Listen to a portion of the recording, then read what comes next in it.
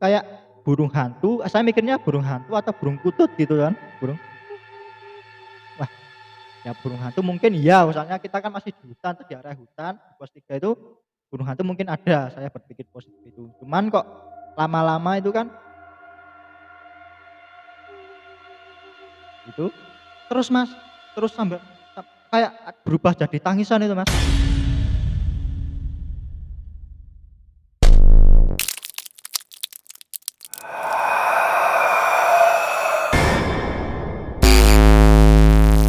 Halo, selamat malam semuanya. Kembali berjumpa di episode Komet Mamat Podcast Mati-Mati Malam Jumat. Saat ini di studio kita sudah kehadiran seorang narasumber yang kemarin sudah DM timnya Jotek Official, mau sharing-sharing pengalaman mistisnya selama pendakian Gunung Sumbing. Monggo untuk diperkenalkan dirinya dulu, Mas. Ya, terima kasih untuk Mas Iwe di official Jotek Official ya. Perkenalkan, nama saya Deo Devan Revi Nugroho, biasa dipanggil Deo. Umur masih 23 tahun, Mas. Statusnya jomblo atau gimana, Mas? Alhamdulillah udah ada, Mas. Alhamdulillah. Ya. Kesibukannya apa sekarang, Mas? Kesibukannya sekarang saya Mas, punya usaha kecil-kecilan, Mas. Itu saya buat stripping, terus ada juga stripping tela, Mas. Stripping ketela terus sama membuat sambal cumi, Mas. Sambal cumi pedas. Ya, untuk teman-teman yang ingin mencicipi produk dari Mas Dio ini, nanti bisa menghubungi Mas Dio di Instagram. Nanti ada deskripsi. Oke, untuk Mas Dio kita mulai saja. Untuk pendakiannya itu kapan, Mas? Untuk pendakiannya, kita pendakian Sumbing itu tanggal 18 Februari itu tahun 2018, Mas. Itu kejadiannya udah lama ya?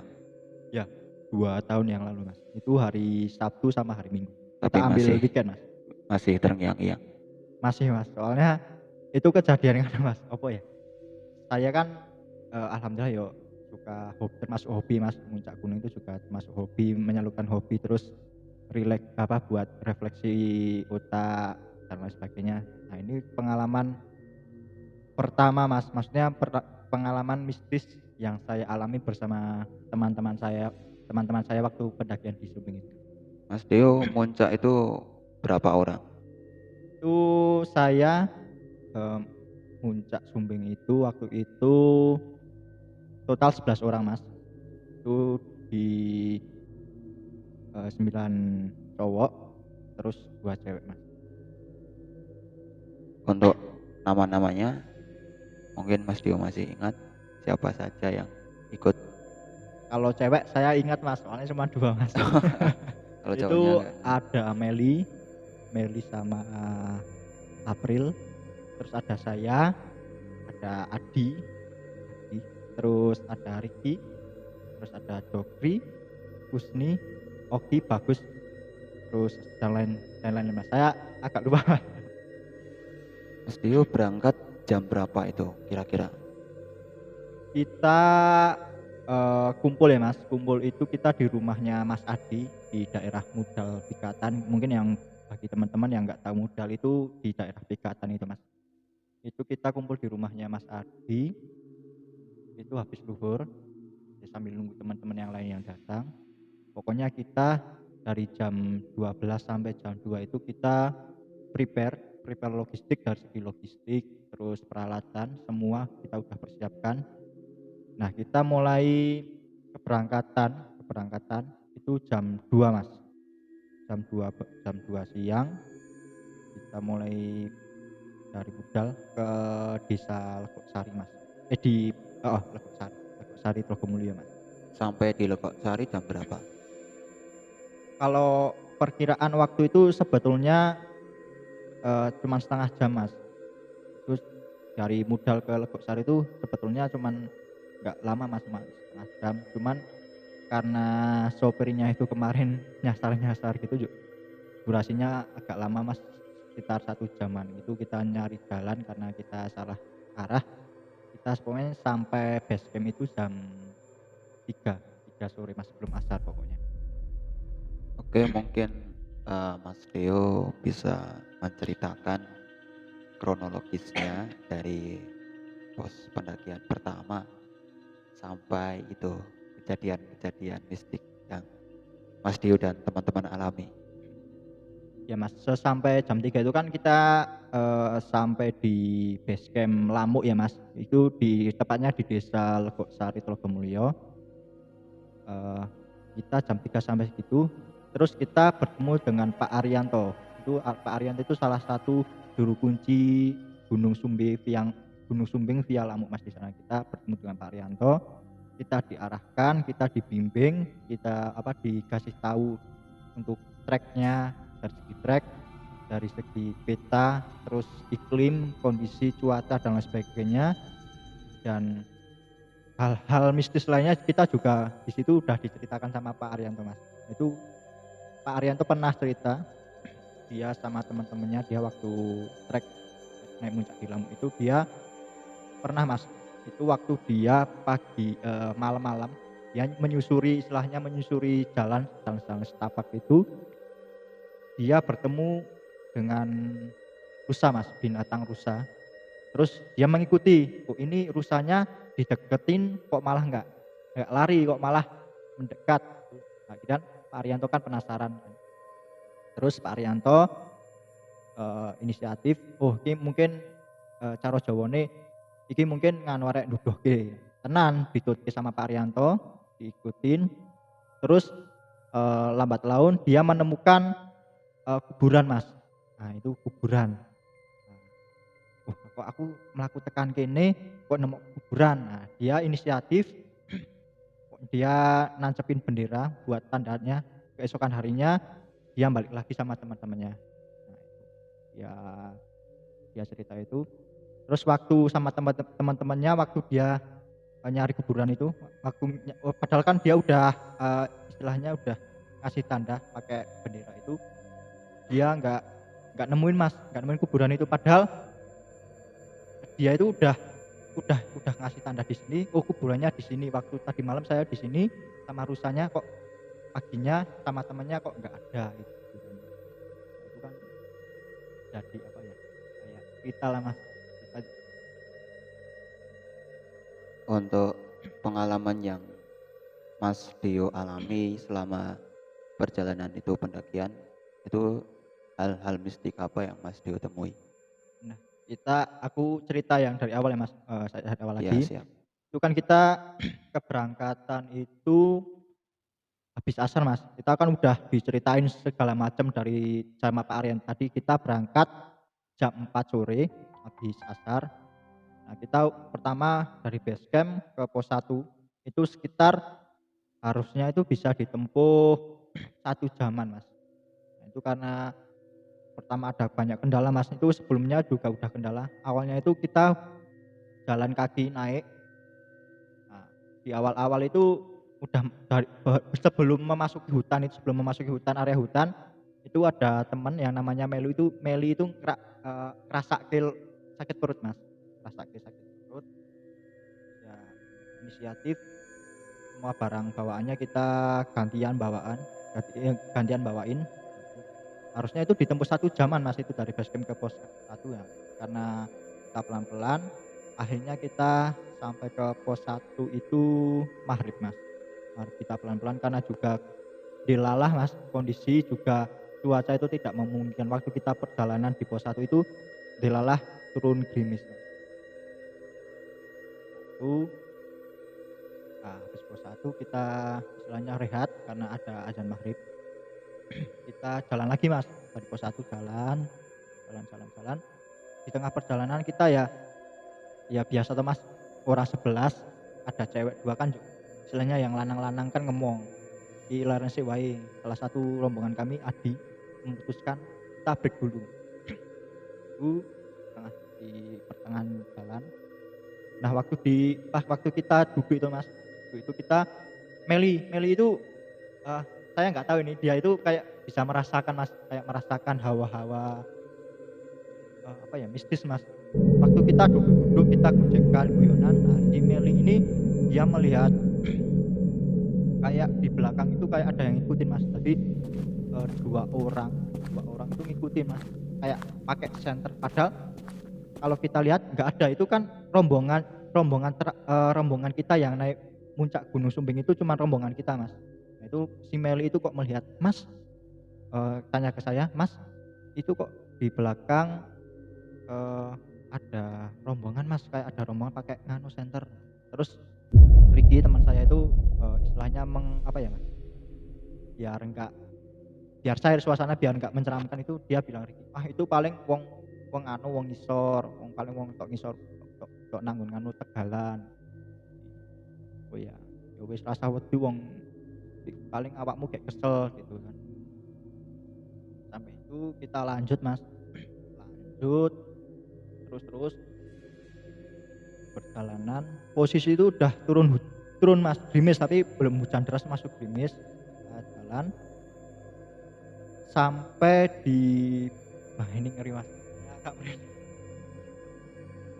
Harusnya kan di pos 1 ke pos 2 itu ya jaraknya ya sekitar 1 jam, 2 jaman itu. Pokoknya kita sampai di pos 3 itu kita jam 12 Mas, pokoknya tengah malam, sekitar jam 12 malam.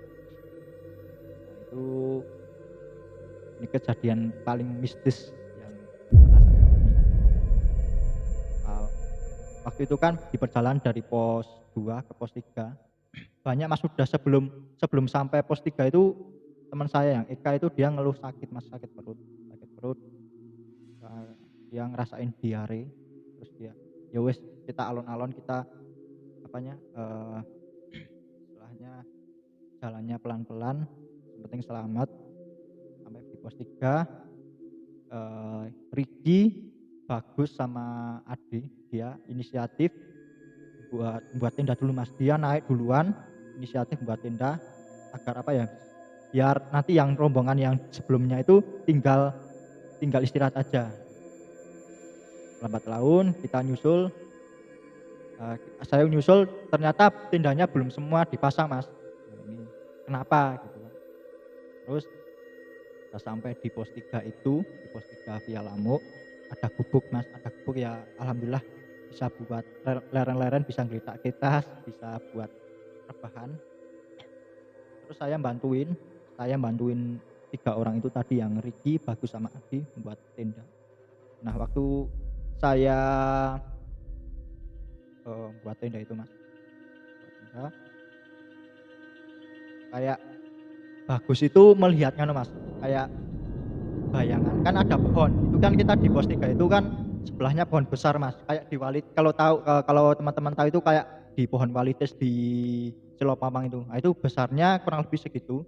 Itu kita deket situ, ngecampnya di deket situ. Kita memutuskan camp di situ Mas, karena cuaca juga udah tidak memungkinkan, karena udah jam 12 malam, juga udah badan capek, semua kesakitan juga yang namanya Meli sama Eka itu. Nah kita buat tenda di situ. Yang bagusnya itu dia melihat sesosok bayangan putih Mas. Jadi dari pohon besar, sliwer. Cara bahasanya temanggungnya mak sliwer Mas, sliwer. Terus dia Bagus bilang ke saya, "Mas, Bagus, aku ntes nganu Mas, ndelok bayangan Mas." Ya wis ra apa-apa, lanjut wae. Mungkin di pikirannya dhewe kayak kesel. Aku bilang menenangkan dia Mas.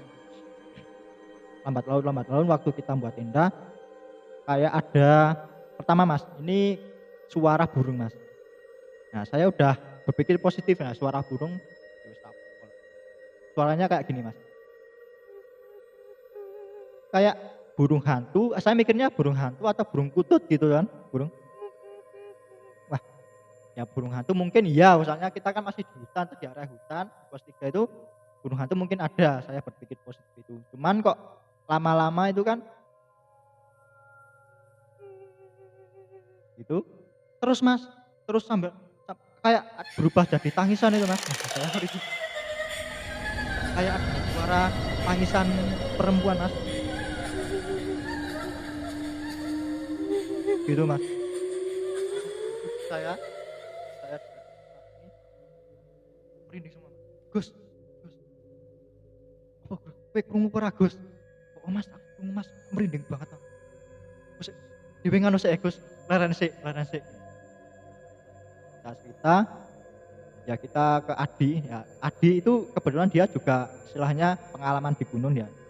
Saya cerita gini, "Wis rasah diceritake nang kene. Engko nek dhewe wis medun wae, wis medun gak diceritake, aja diceritake nang kene." Jadi yang mendengar suara seperti tangisan itu berapa orang, Mas? Saya sama Bagus.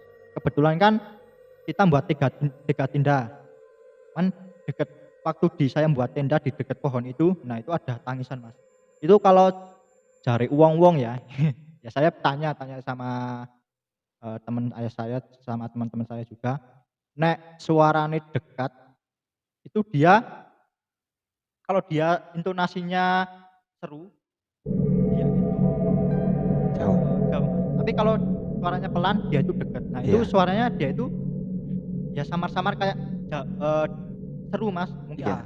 dia seru Mas, dia suaranya itu seru, terdengar samar-samar seru itu, kayak terdengar keras. Nah, berarti saya paling wong kok wong gemite ya, gemite itu Aduh. aduh.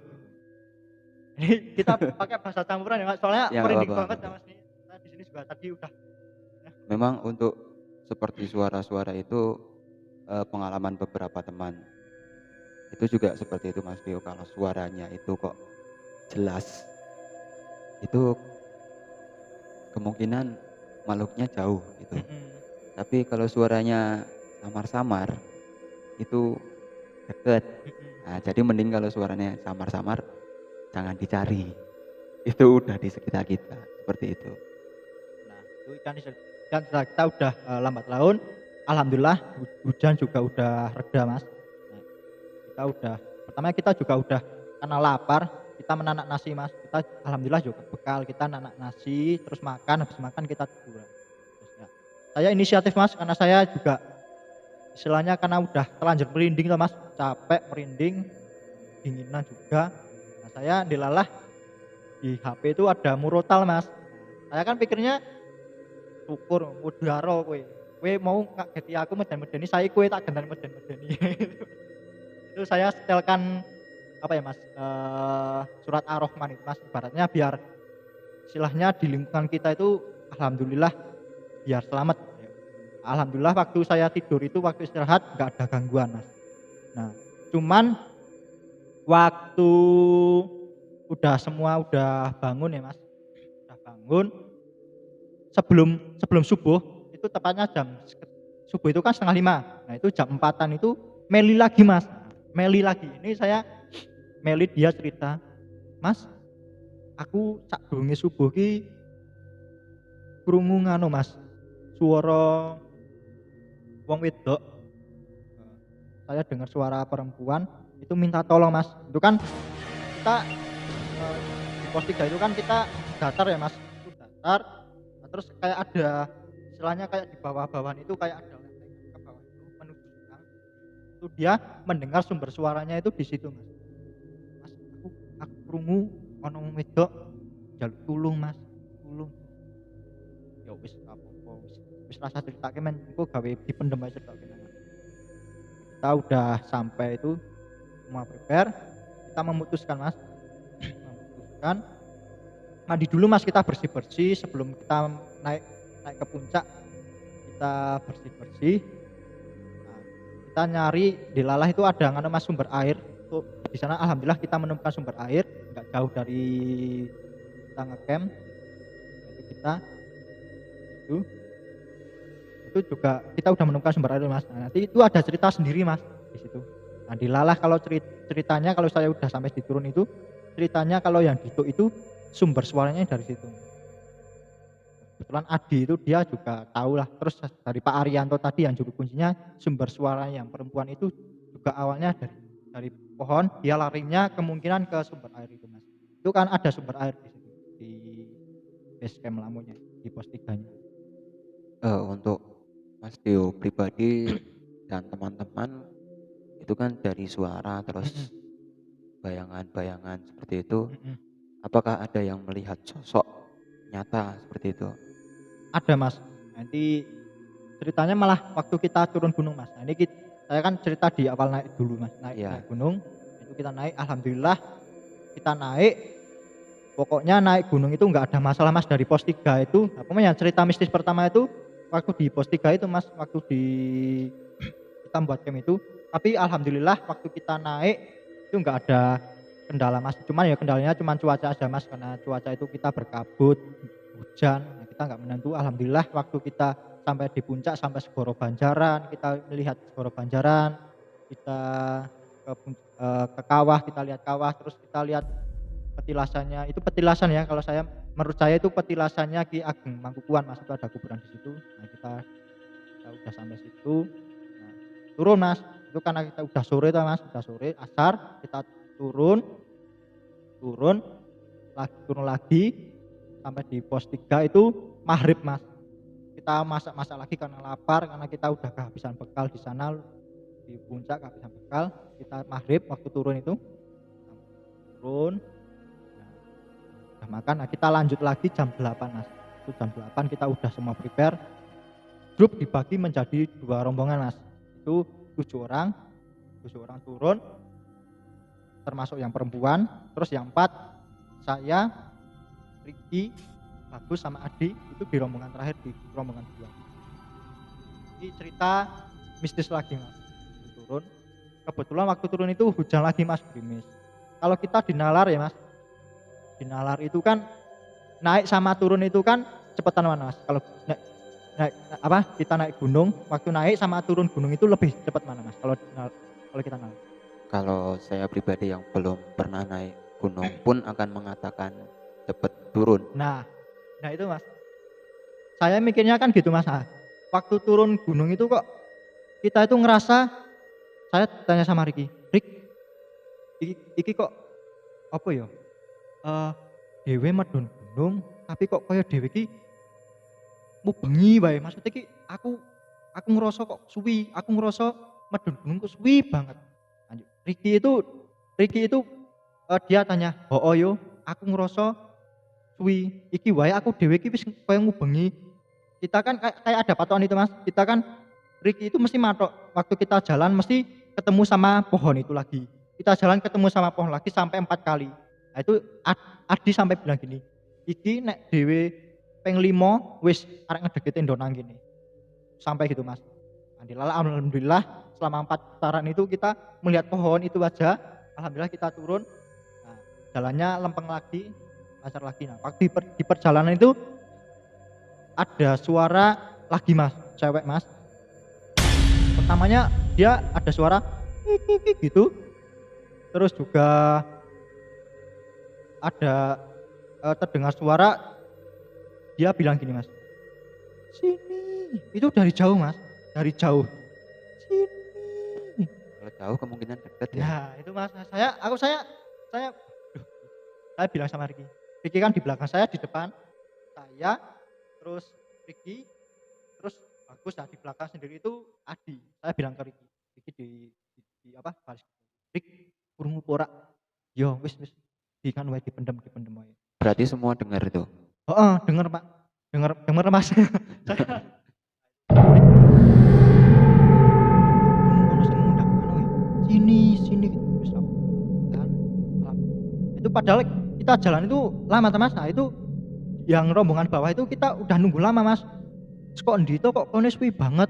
Oh bro iki jalannya mau, kita alasannya jalannya nganu licin gitu. Padahal ya tadi itu Mas cerita kita kok melihat pohon yang Rikinya itu kok ngerasain kita jalan kok muterin kayak pohon, ketemu pohon itu lagi, ketemu pohon itu lagi. Bisa sarki lah. Enggak, kalau ya mungkin gitu Mas. Kan kalau posisi kita kan udah capek gitu. Tapi kan walaupun capek nalar kan tetap harus Mas, harus kita tetap waspada soalnya kan di gunung kan Mas. Terus jalan kita sampai di pos 2. Di antara pos 2 pos 1 itu yang rombongan pertama dia Oki. Nah, Oki cerita, "Mas, aku Mas arek cerita. Waktu aku di pos 2, Nah, kita udah berani Mas, udah berani di pos 2 sampai pos 1 kita udah berani, maksudnya tetap udah berani cerita itu mistis. Harusnya kan nggak boleh kan. Nah, kita udah cerita yang aku mau nganu Mas neng sesehku ki weruh penampakan Mas. Iya penampakannya ya, pokoknya ora jelas Mas, aku arek ngingu ya wis nganu, cuman wis merasake kayak ada sosok di kan dia duduk ini terus di sebelahnya enggak begitu jauh lah dia merasakan. Aku ra wani mingu Mas, ya wis. Terus yang Dokri, yang Krido atau Dokri itu, nah, ini demi Allah Mas, itu kan dia senternya dia itu kok nganu tuh enggak apa istilahnya enggak murup itu Mak, enggak cahayanya itu dia senternya itu enggak ya gitu. Waktu saya ih kono tak jilai sapa ngerti tak dandai tak duduk terus waktu jalan di pos 2 terus waktu di pos 1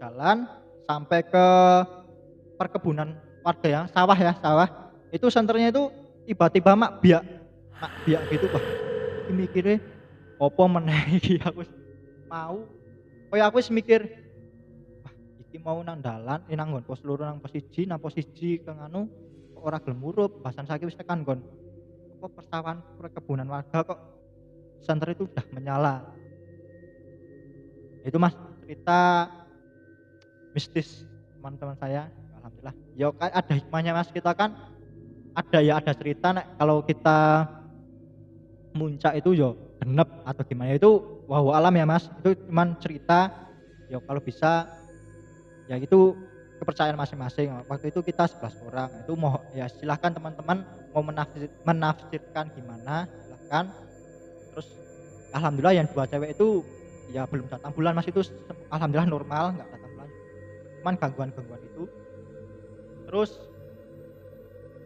ya itu Mas cerita dari istilahnya ambil hikmahnya Mas maksudnya dari gunung itu kan kita hidup itu harus selaras maksudnya kita hidup juga nggak cuman sama manusia cuman kita juga kayak ngerasain di dunia ini ada hal yang lain yang hidup Mas nggak cuman manusia kayak ada misalnya jin kan juga kalau kepercayaan kita umat muslim kan jin kan juga ada nah itu saya percaya Mas maksudnya ada soalnya saya membuktikan diri saya nggak melihat penampakan cuman saya mendengar suara Mas itu yaitu kita harus istilahnya kalau kita di gunung itu juga harus di